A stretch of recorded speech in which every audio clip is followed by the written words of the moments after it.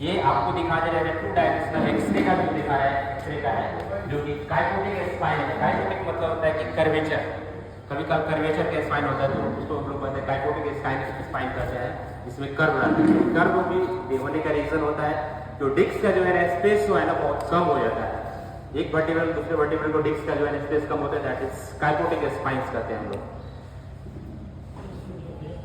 दूसरे हम लोग कहते हैं एक्सियल प्लेन। ये एक्सियल प्लेन बहुत सा इंपॉर्टेंट होता है, जो कि हम लोग इसमें नर्व रूट को जो है आइडेंटिफिकेशन करते हैं। एक्सरे बेसिकली जो ये